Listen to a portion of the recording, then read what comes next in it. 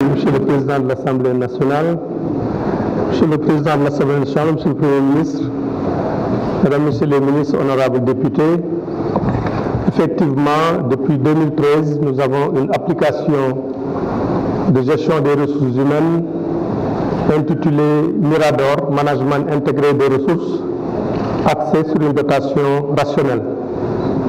La mise en place de ce logiciel entre dans le cadre des orientations stratégiques que M. le Président de la République a définies dans la lettre de politique sectorielle pour l'éducation qui a été adoptée en février 2013, lettre de politique sectorielle qui a été opérationnalisée dans un programme sectoriel qui s'appelle le PAQUET, Programme d'amélioration de la qualité, de l'équité et de la transparence.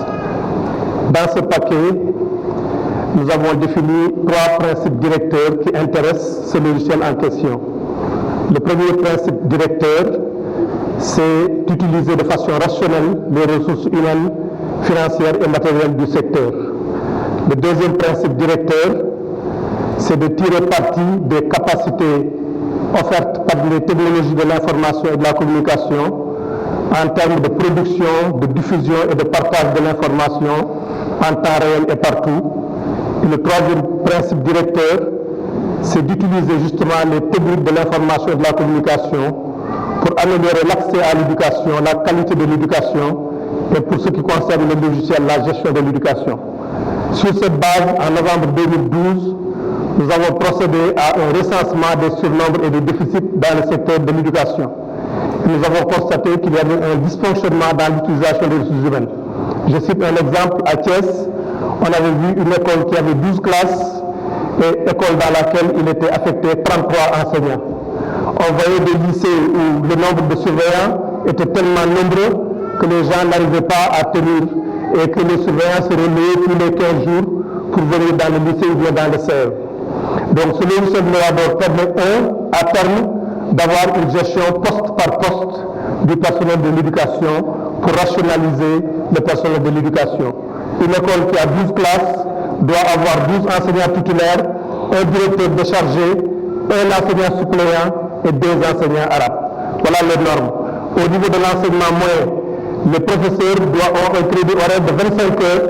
Il arrivait que dans des lycées, dans des collèges, on voyait des professeurs qui n'avaient que 10 heures ou bien 12 heures. C'est la collectivité qui y perd de façon générale. Au niveau de l'enseignement secondaire, le crédit des enseignants, c'était de 21 heures. Donc ce logiciel nous permet de contrôler le personnel. Qu'est-ce que ça a permis à date?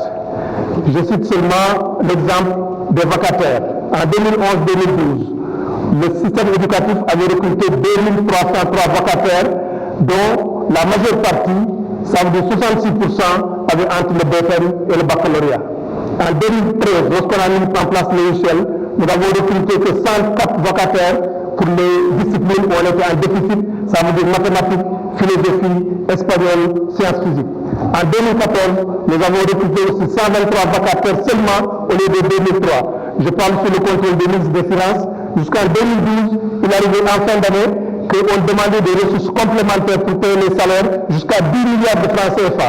Depuis 2013, le ministère de l'économie et des Finances n'a sollicité aucune relance budgétaire en fin d'année pour prendre en charge les salaires des vacataires.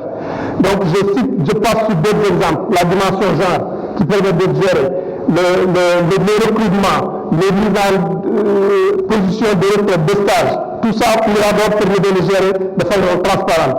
Quant au processus, lorsque nous avons eu l'idée du projet, nous avons eu un premier atelier de partage avec les organisations syndicales. À cet atelier de partage, les organisations syndicales nous ont demandé de les former. Nous avons formé les représentants de l'ensemble des organisations syndicales à Mirador.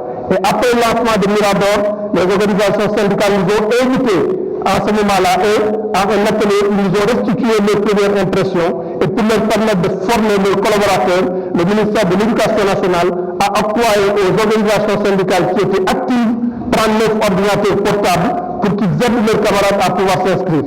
À date, 78 010 enseignants sont inscrits sur Mirador. Mirador a permis de gérer le dernier concours de recrutement des élèves maîtres où 32 500, plus de 32 500 élèves maîtres se sont inscrits. Ce qui fait que, parlant de gestion démocratique, le ministère de l'Éducation nationale n'a plus seulement pour interface les secrétaires généraux des syndicats, mais directement les enseignants qui peuvent gérer les dossiers à partir de Mirador sans aucun intermédiaire. Je vous remercie. Je vous remercie, monsieur le ministre.